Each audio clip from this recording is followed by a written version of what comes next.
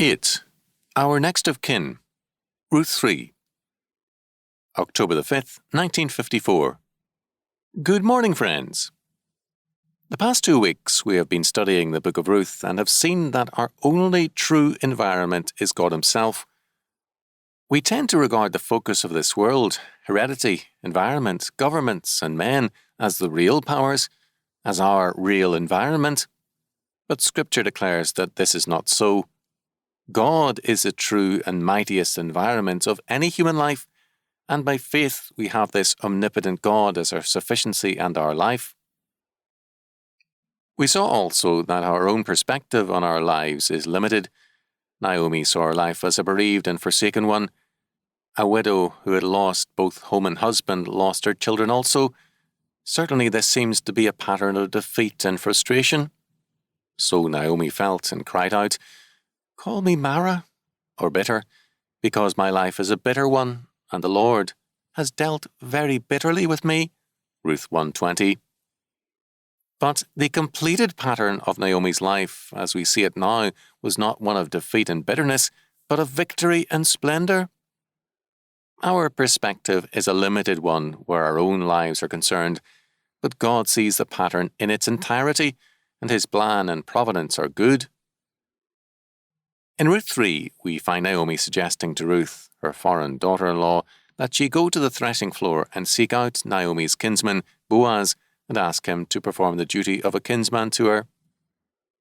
To understand this act, we need to know the nature of biblical society in ancient Israel. The earth belonged to the Lord, and Scripture asserts this without qualification as true for all time.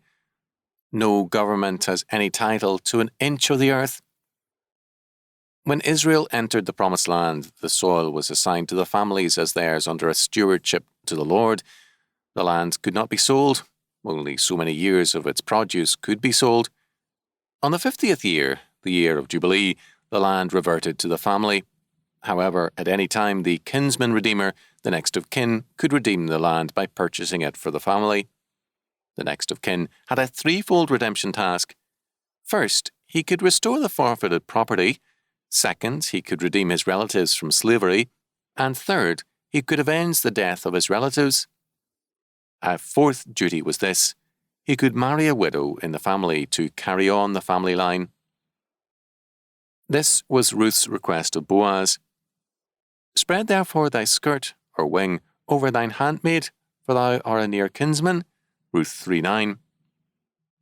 "Become," she asked, "a guardian and protector by marrying me and redeeming our lost family inheritance." This office of a kinsman redeemer has a typical or symbolic significance of great importance.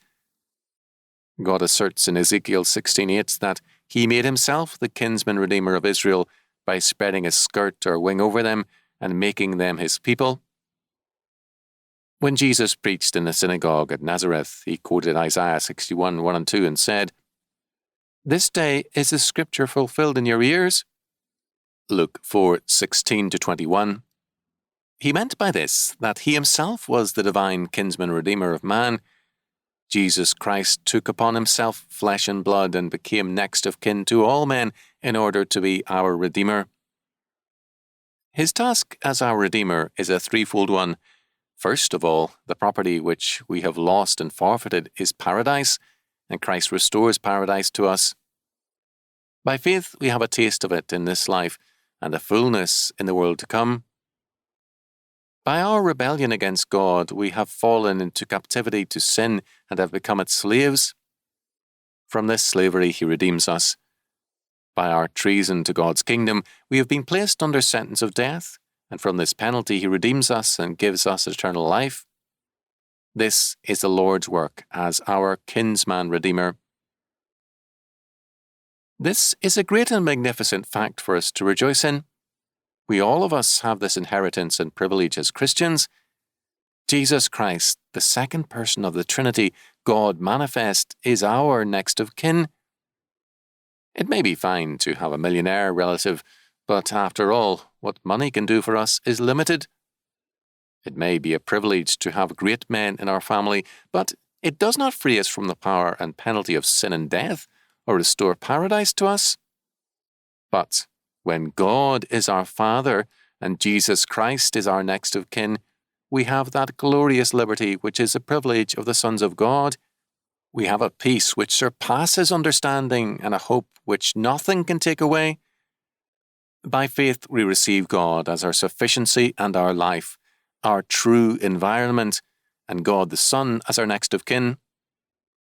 He says to us, "The mountains shall depart and the hills be removed, but my kindness shall not depart from thee, neither shall the covenant of my peace be removed, saith the Lord, that hath mercy on thee. O thou afflicted, tossed with tempest, and not comforted, behold, I will lay thy stones with fair colours, and lay thy foundations with sapphires. No weapon that is formed against thee shall prosper, and every tongue that shall rise against thee in judgment thou shalt condemn. This is the heritage of the servants of the Lord, and their righteousness is of me, saith the Lord." Isaiah 54, 10-11, 17.